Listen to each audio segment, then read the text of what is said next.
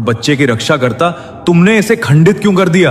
ये देखो, जहां जहां इस रक्षा सूत्र ने मुझे छुआ, मेरा हाथ जल गया। ना जाने मेरे साथ ही क्या हो रहा है।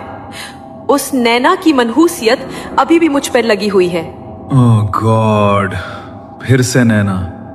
तुम थोड़ी देर शांत हो जाओ पल्लवी, हम कहीं और चलेंगे, और इस बार मैं हमारे होने वाले बच्चे को कुछ नहीं होने दूंगा। नवीन ने बहुत से बाबाओं से पल्लवी के लिए ताबीज बनवाए, लेकिन जैसे ही वो ताबीज पहनती उसका शरीर जलने लगता।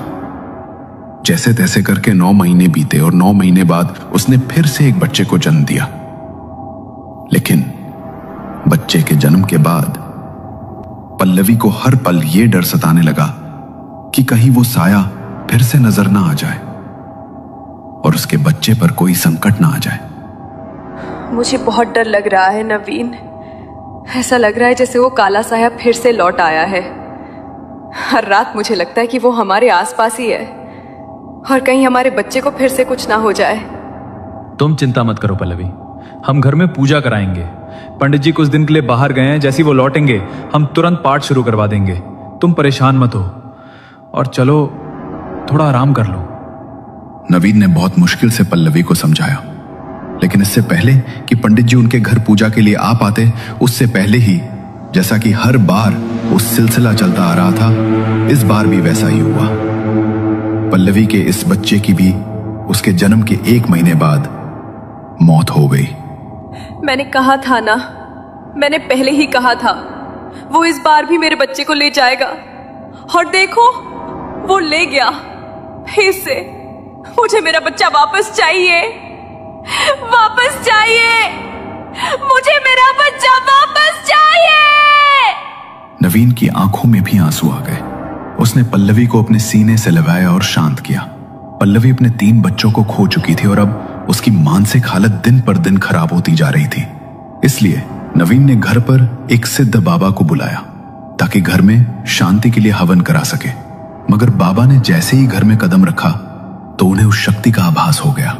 माफ करना, लेकिन मैं तुम्हारे घर में किसी शांति के लिए कोई हवन नहीं कर सकता। उसे जिसने जागृत किया अब वही उसके परिणाम भुगतेगा। इस घर में भटक रही उस अतृप्त शक्ति को अब शांत नहीं किया जा सकता। क्या?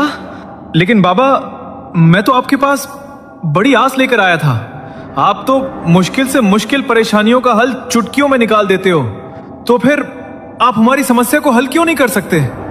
क्योंकि ये शक्ति खुद किसी के पीछे नहीं लगती, किसी ने इसे जगाया है, और जागने के बाद ये तब तक शांत नहीं होता जब तक कि वो अपनी बलियों को पूरा ना कर ले। अब वो इतनी आसानी से शांत नहीं होगा। बाबा ने नवीन की बात का कोई जवाब नहीं दिया और चुपचाप उनके घर से लौट गए। लेकिन अगले दिन पल्लवी सीधे बाबा के आश्रम पहुंची और उनके चरणों में गिर पड़ी।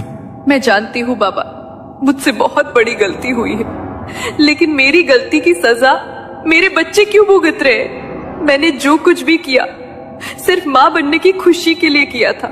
तू नहीं जानती तूने कितना बड़ा पाप किया है।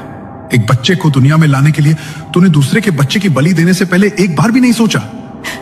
मैं जानती हूँ बाबा कि मैंने नैना के दोनों बच्चों की आत्मा का सौदा जिन से किया था, लेकिन मैं अपना पहला बच्चा नैना को ही देने वाली थी। मगर पता नहीं कैसे मेरे हर बच्चे को वो जिन अपने साथ लेकर जा रहा है। मैं ये दुख और बर्दाश्त नहीं कर सकती।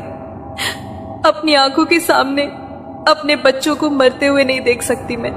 जैसे तूने उसके बच्चों की बलि देते वक्त कुछ नहीं सोचा, उनकी आत्मा का सौदा तूने जिन से कर दिया, अब भी कुछ नहीं सोचेगा।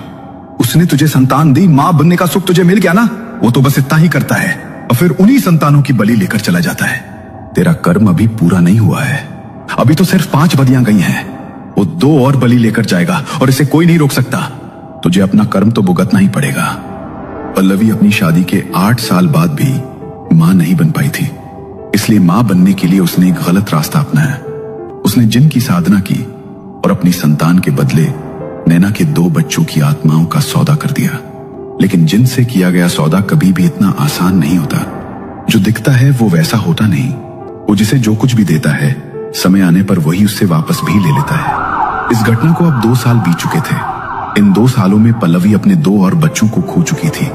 जिन की 7 बलियां पूरी हो चुकी थी। भगवान की कृपा से नैना अब दोबारा मां बन चुकी थी, लेकिन पल्लवी अपनी आंखों के सामने अपनी ही गलती के कारण अपने 5 बच्चों को एक एक कर तड़पते हुए मरते देख चुकी थी। अब वो अपना मानसिक संतुलन खो बैठी थी और उसका नया पता था मेंटल हॉस्पिटल का बेड नंबर 13।